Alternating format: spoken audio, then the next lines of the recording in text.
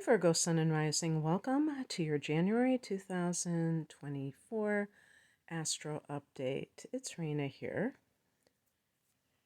So, um, I think that out of all the signs, that in a way, Virgo people are going to have a lot of fun in January because there is so much energy pouring into the fifth house or already present in the fifth house.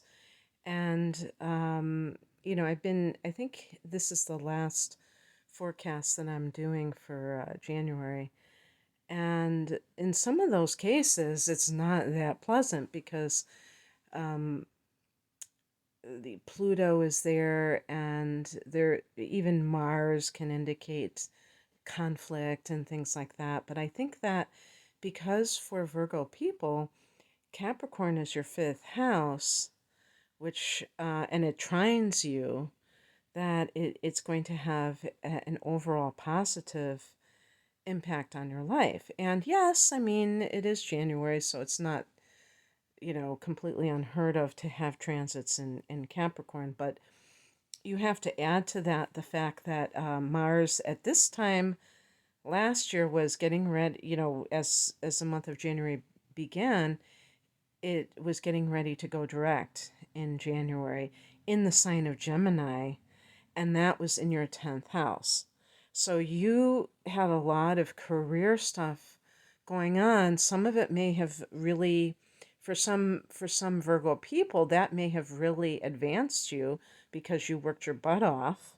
But for some people, there may have been there might have been a lot of disharmony, and maybe things didn't, gel eventually, that you had to kind of change your career. And this would be like what you're doing altogether, I would say, versus a particular workplace, although sometimes I think those things are interchangeable. But anyway, the point is that Mars going into Capricorn is a big deal because it hasn't been here for a while.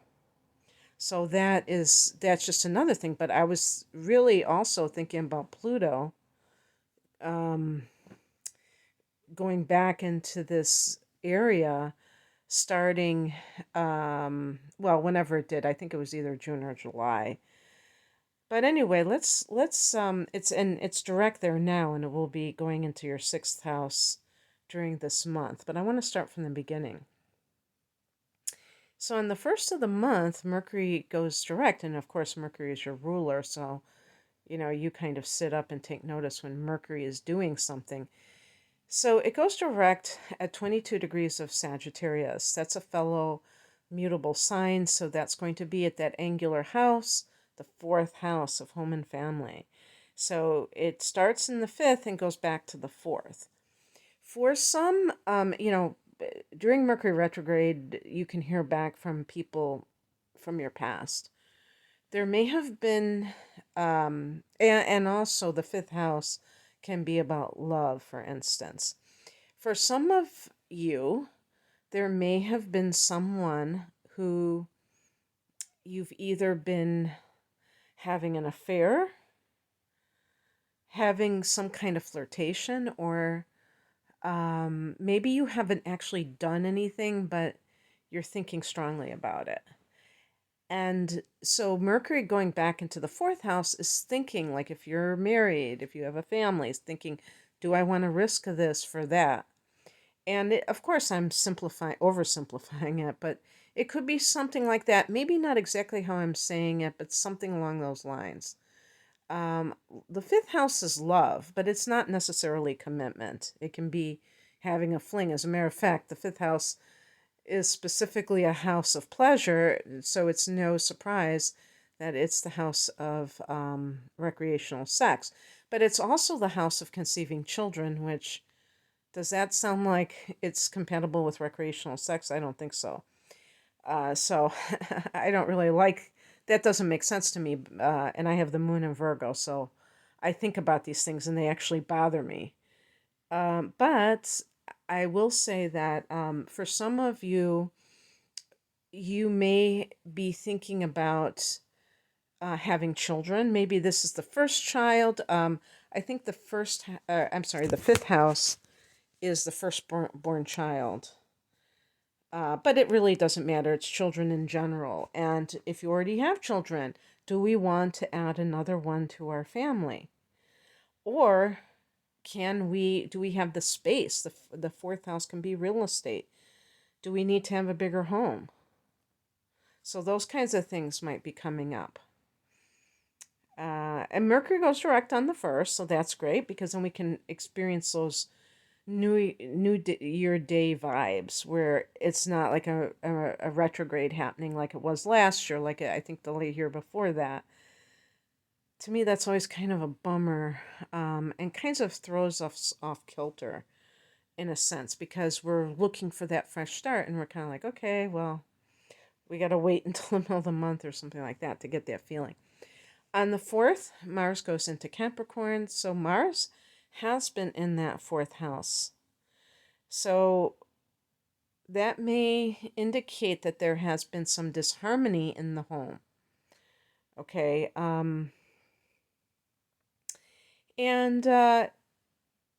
sometimes it's interesting because, like I was saying, Mars, when it was in that fourth house, a year ago, it was in the opposite house, the 10th house, in the opposite sign of Gemini.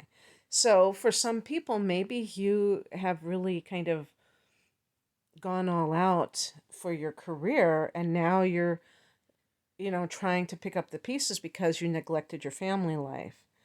And there's conflict there because everything isn't all hunky dory. There might be resentment, there might be alienation.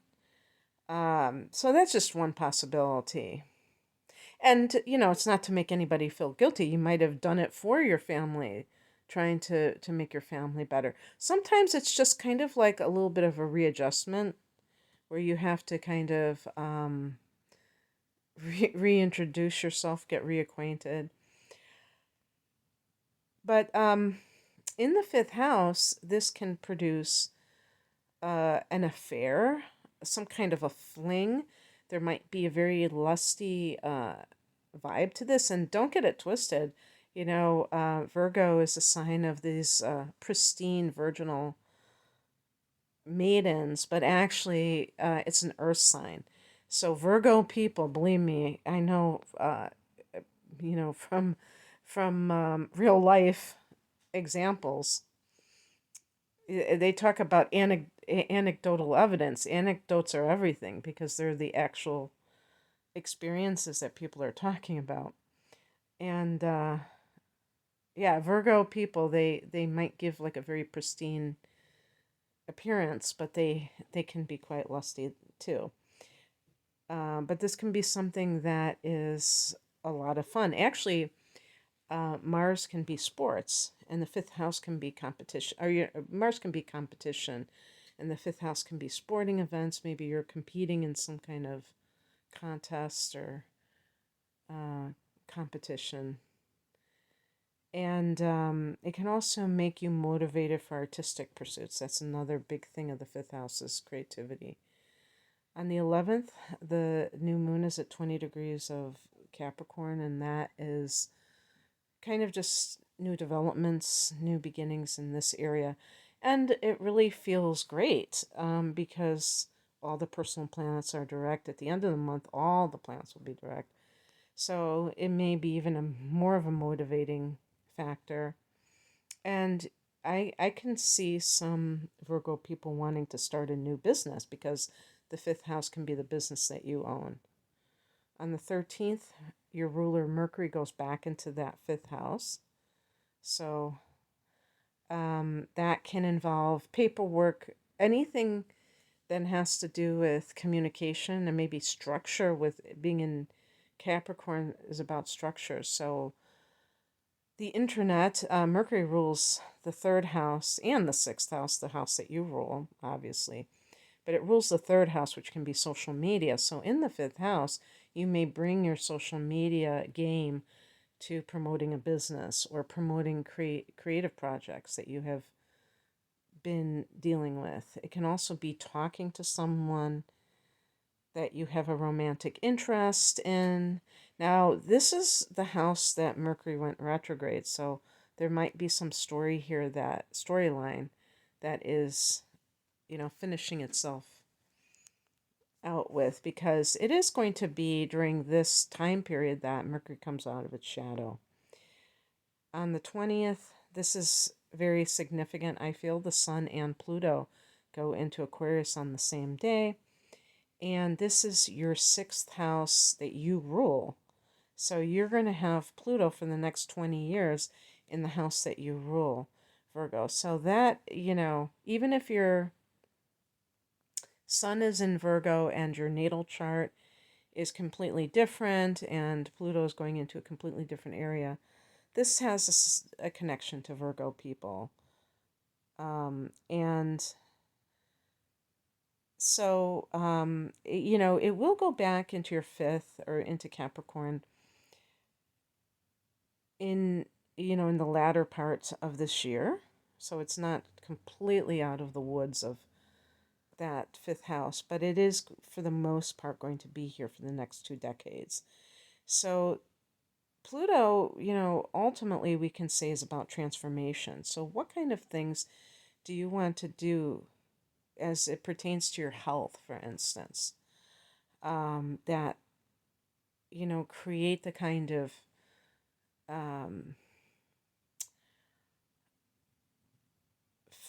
I was going to say body, but that's not really what it's about. That's the first house.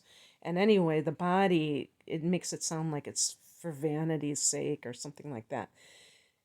I meant, what kind of health, regimen do you want to implement that gives you ideal health? Virgo people tend to be perfectionists, so you have to be careful about that, because Pluto in the sixth can lead to eating disorders. And not to scare anybody, but that's just that is always going to be the case, regardless if you have Pluto here. If you're of the mindset that you need to lose weight and you take it too far, you can become anorexic. If you're somebody who is trying to clean up your diet and you begin to get so OCD about it that you're afraid to, you really are thirsty and there's a water fountain somewhere, but you're afraid it's tap water and you're afraid you're going to be poisoned, that's orthorexia. And these kinds of things are just like, taking things too far. So Pluto can be obsessive. That's where I'm going with that. But on the other hand, it can totally transform you. And I will say that it certainly could be that some of you are on track to become healers during these next 2 decades. And I would, since this is the house of health, and Virgo rules this house, I always think of holistic health with Virgo anyway, but I'm sure there are plenty of Virgo people that went into allopathic medicine. Yeah, it could be doctors, but also nurses, because Virgo has that servant quality. I know sometimes I got slammed for that in the past from some irate Virgo people, but it is the sixth house is a house of the servant. If people take offense at the idea of being a servant, then they must look down on people who are servants. It can also be the slave, but being a servant is not being a slave. It's something that you're choosing to do to be of assistance to somebody else, and that is really the vibe of Virgo, is wanting to help people. So, and having humility. So I have a feeling I'm probably going to dig myself in deeper. I have a feeling some of those people probably had Mars and Libras, or I mean Leo, or some kind of Leo placements, that their feathers got, their egoic feathers got ruffled. So anyway, yeah, so that's happening, and I have more on this in a separate video that I did for Pluto going into Aquarius, and also it's an extended video, and also Saturn going into your opposite sign of Pisces, which you probably would be very interested in since it's forming an opposition with you. And you can check out my channel for that. I'll, if I think to link it, I will. On the 23rd, Venus goes into Capricorn too. So you see what I'm talking about here. I mean, these things are not always happening. You could have Venus in Capricorn in December, but Venus retrograded. So it's kind of catching up, back up to speed. So Venus in the fifth house, that can be very romantic, of course, and also Venus can bring money, and that can be from artistic endeavors, for instance. On the 25th, and also one thing to really note too, in terms of the fifth house, it can be, your hobbies or things that you're doing for pleasure. And some of these things can be artistic too. You might not be somebody who's creative yourself, but you may appreciate other people's creativity. So Venus in this house can be going to art galleries. Mercury in this house can be going to plays or things like that, where you're not only watching people express themselves in a very theatrical way, but you also are appreciating the dialogue. On the 25th, we have a full moon at 5 degrees of Leo. This is your 12th house, Virgo. So this is very mystical, psychic. It's a great time to let go of bad habits because the 12th house is the house of self-undoing, and also it illuminates these things. It's a house of escapism and being in denial. This is Pisces domain, your opposite sign. So that goes hand in hand with addiction, right? Denial and escapism. And sometimes, you need that kind of wake up call or understanding that something needs to change. And by the way, as I have been doing private readings for people that cover all of 2024, I noticed that we are going to have our first eclipse in Pisces. And so that means that Virgo is going to have eclipses starting in 2025. So you're going to experience some of these changes for sure. And this may be kind of that first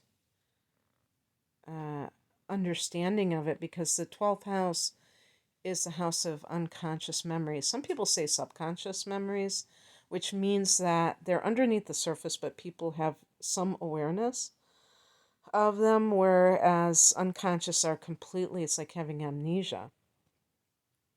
I would say the 8th house is subconscious in Scorpio's domain, and the 12th house of Pisces is unconscious. And the 12th house is past lives. So sometimes, a lot of people come into this lifetime with amnesia about their past lives.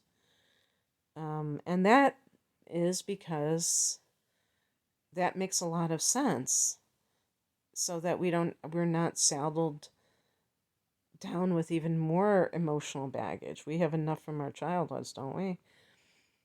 But anyway, so these kinds of things can come into your conscious awareness. Or you may have a prophetic dream, who knows? On the 27th, Uranus goes direct at 19 degrees of Taurus. This is your 9th house. That's an interesting one, because the 9th house is one of the big things about the 9th house, besides long distance travel and higher education, or higher learning, is God, and I would say organized religion in particular. So Uranus is about being nonconformist. So I'll just say, for some of you who may have some kind of background where, especially if it was very regimented, maybe fundamentalist, not picking on any of these things, but just saying very controlled. Uranus is very uncontrolled, or actually quite, it's known as being unpredictable and erratic. But there is an awakening quality of Uranus, which is, that's probably why it's connected to the Kundalini, is because that is something that for some people it just strikes like lightning. And this is what I believe, that some of these contemporary spiritual leaders, of course, probably the ancient ones too, but that we know of, like Eckhart Tolle and Byron Katie and Esther Hicks's husband, had a spiritual awakening that sounds like it was like an uncontrolled Kundalini experience, because I remember him talking about, and he read these books like Think and Grow Rich and something like that, these kinds of, which I would actually associate with the ninth house too, because they're kind of like uh, new thought and not just self help, but like motivational mindset. What do they call that? Mindset motivation or something like that. To me, that is the ninth house, because Sagittarius rules the ninth house, and it's about positive thinking and all of that, expansive thinking. Um, and I don't know which came first, his awakening experience or reading those books. But anyway, he said that he went into the state. It's like this bliss state. I don't know what else to call it, like a euphoric state. And I think he said it lasted 2 years. And then his car got broken into, and all of a sudden he came back down to earth. So I thought that was kind of funny. I could see, and it was probably uh, designed to be the thing that broke that bliss, so that he would be able to function normally. Because I remember Eckhart Tolle talking about his experience, and he was, I think he was like sleeping on park benches or doing something that was very like outside of the mainstream of society. And that is, sometimes people have to kind of break from that mold, but eventually, in order to help other people, they have to be in that world to some degree to even encounter people. So it's very interesting. So when Uranus was retrograding, that might have been a time when you really rebelled against some of these constraints, if you have felt oppressed by them in the past. Because Uranus has been here for years now. I don't know how many. Gosh, maybe maybe 8. I'm not sure though. And so probably a little bit less than that, but it has been, because I think Uranus has 7 year cycles, so maybe it's only been, I know, I think it's been here about 5.5 years or something. But anyway, it's an awakener. So for people that are kind of in this dogmatic mentality, it can kind of break you free from that. And it might just be kind of like that mind control programming that comes when you just are raised with something, and it's just kind of repeated over and over again. And Virgo people tend to like, regimens anyway, so it wouldn't necessarily um, be problematic for you, but then at a certain point it becomes that way, because you might see limitations in it, or you have contradictory experiences that make you question it. So there might have been that period of rebellion, and now you can still continue your awakening journey, but it's more controlled. As controlled as a planet like Uranus can be, let's face it. Okay, that's what I have for you, Virgo. I hope that this resonated. And if you'd like a private reading, I'm promoting my double readings, which are package deals. They're an hour of natal chart analysis and an hour of transits for 2024 for a special price, which happens to be $85.85, I believe, US dollars. And I have standalone readings, if you just want transits or you just want the natal chart, and love readings, career readings, yada yada. You can find out more information at the link below. I'm at rainandmoonastrology.com. Thank you for listening. Take care. Bye.